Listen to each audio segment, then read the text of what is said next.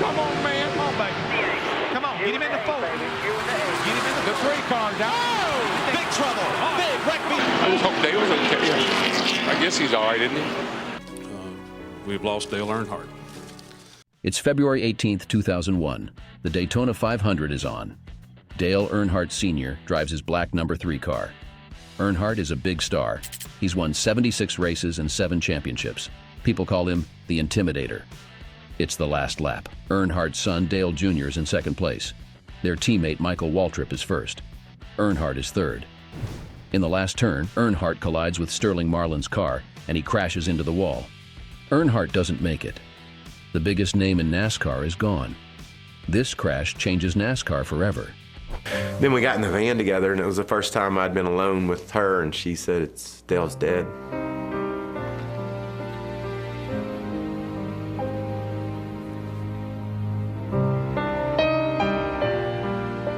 I started wondering how I was supposed to feel at that moment, and I haven't stopped wondering since. But Earnhardt's story starts long before this day. He dropped out of high school, worked hard, and became a racing legend. Earnhardt once said, "You win some, lose some, and wreck some." He lived by these words. This is a life story of Dale Earnhardt Sr., the Intimidator, and how he changed NASCAR. Dale Earnhardt Sr. was born in Kannapolis, North Carolina in 1951. His father, Ralph, was a famous local racer. They called him Ironheart. Dale grew up around cars. He helped his dad in the garage from a young age. School wasn't Dale's thing. At 16, he dropped out to focus on racing. To make money, Dale became a welder. It was tough work, but it paid for his racing. On weekends, Dale raced on dirt tracks. He won some, crashed some, but he never quit. In 1973, Dale's father died. It hit him hard, but it also pushed him to race harder. Dale Earnhardt Sr. started NASCAR in 1975. His first big race was at Charlotte Motor Speedway. He came in 22nd place. For 4 years, Earnhardt raced when he could. He didn't have much money. In 1979, he got lucky. Someone gave him a full-time job racing. Earnhardt did really well that year. He won his first race at Bristol. At the end of the year, they named him Rookie of the Year. People noticed how Earnhardt drove. He was rough. He would bump other cars. He would push his way to the front. Some drivers didn't like it, but fans loved it. Dale Earnhardt Sr. became a NASCAR star quickly. In 1980, just his second full year of racing, he won his first championship. He was only 29 years old. This surprised many people because he was so new to the sport. For a few years after this, Earnhardt had some tough times. He switched teams a lot and wasn't winning as much. But in 1984, things changed. Earnhardt joined Childress Racing. This team would be his home for most of his career.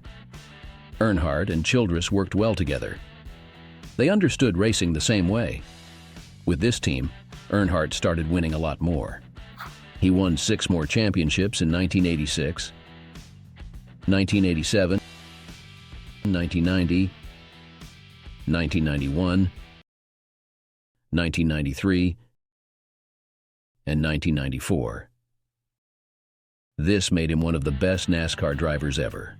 People started calling Earnhardt the Intimidator because of how he raced. He would bump other cars and drive very close to them. This scared other drivers. They knew Earnhardt would do anything to win. Fans loved watching him race because it was so exciting. One thing that made Earnhardt special was his ability to see the air on the track. This means he could feel how the air moved around the cars. He used this to drive better than others. Not many drivers could do this. It helped him win many races. As Earnhardt's success grew, so did his team. A key part of this team was Kirk Shelmerdine. Earnhardt met Shelmerdine in 1984 when he joined Childress Racing. Shelmerdine became Earnhardt's crew chief. A crew chief is like a coach for a race car driver. They make important decisions about the car and race strategy. Earnhardt and Shelmerdine quickly found they worked well together. Shelmerdine understood how Earnhardt liked his car's setup. Earnhardt trusted Shelmerdine's decisions during races. They could almost read each other's minds. This strong partnership led to great success. Together, Earnhardt and Shelmerdine won 4 championships as a team. They won in 1986, 1987, 1990, and 1991. Even though Earnhardt won so much, there was one big race he couldn't win for a long time. This was the Daytona 500. People called it the Daytona 500 curse. Earnhardt came close to winning many times, but something always went wrong. He would lead most of the race, then his car would break down, or another driver would pass him at the last moment. Because of this curse, Earnhardt had some strange habits. He would wear the same underwear for luck. He wouldn't carry $50 bills. These are called superstitions. Many race car drivers have them. Earnhardt hoped these things would help him win Daytona. Finally, in 1998, after 20 tries, Earnhardt won the Daytona 500. 20 years of trying, 20 years of frustration. Dale Earnhardt will come to the caution flag to win the Daytona 500. Everyone was very happy for him. Even other drivers came to say congratulations. It was a big moment in NASCAR history. Earnhardt cried with joy after the race. He said it was the best win of his life.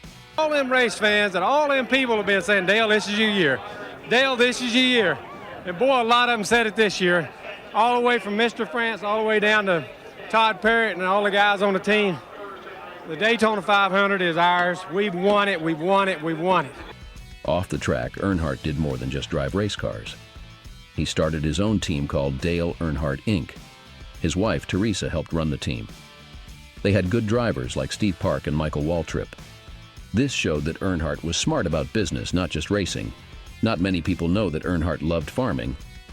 He had a big farm where he grew crops and raised cattle. He also cared about nature. He worked to protect wildlife and forests. This showed a softer side of the Intimidator that fans didn't often see. Dale Earnhardt Sr. had 4 children, but his relationship with Dale Jr. was special. Dale Jr. was born in 1974, right when his dad's racing career was taking off. At first, Dale Sr. wasn't around much. He was always racing or working on cars. But as Dale Jr. grew older, they became closer.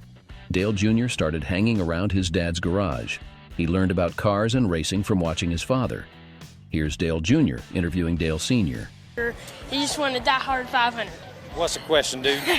How was the race? Well, it was hot, but it was fast. Yeah. Did you Just draft like you told me to go. Yeah. Did you draft a lot? Yeah, I drafted just like you told me to before the race. You didn't have to pass to me, did you? Well, yeah, we had to race them pretty good there and watch our gas mileage there at the end, but we did exactly what you told us and we won the race. Are you gonna give me some money when you get home? I doubt it. You spent enough down here this week. Oh, okay. When Dale Jr. decided to become a racer, Dale Sr. was proud but worried. He knew how dangerous racing could be. He made sure Dale Jr. started small, racing at local tracks. Dale Sr. would watch and give advice after the races. As Dale Jr. got better, he moved up to bigger races. In 1998, he started driving for Dale Earnhardt Inc., his dad's team. Now, father and son were not just family, but also teammates.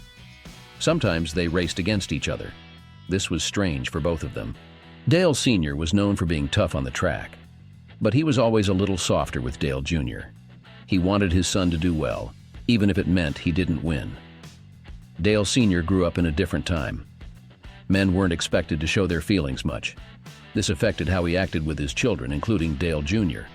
Hank Parker, a friend of the Earnhardts, once told Dale Jr., "Your dad loved you. He just didn't know how to express it." This says a lot about their relationship. Dale Sr. cared deeply for his son, but he didn't always know how to show it. He didn't say "I love you" much. He didn't hug Dale Jr. often. Instead, he showed his love in other ways. He taught Dale Jr. about racing. He gave him chances to drive for his team. He protected him on the track. These were Dale Sr.'s ways of saying, "I love you." Your dad looked at me and he said, "I don't know how to love my kid like you love your kid." And I said, "Well, we're different, Dale. We're different. You love him just as much as I love Hank Jr. You just don't know how to express it."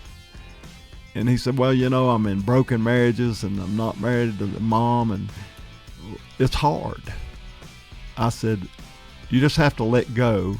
You are who you are. And I know how much you love your kids.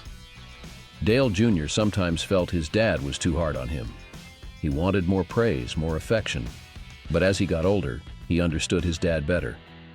He realized his father's tough love was meant to make him stronger.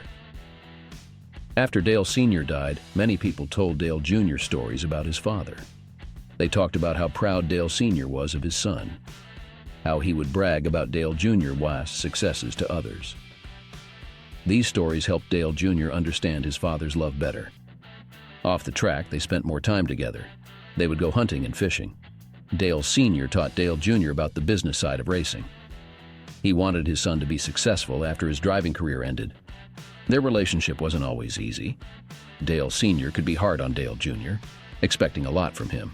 But Dale Jr. understood his dad was trying to make him a better driver in person. Earnhardt helped make NASCAR more popular.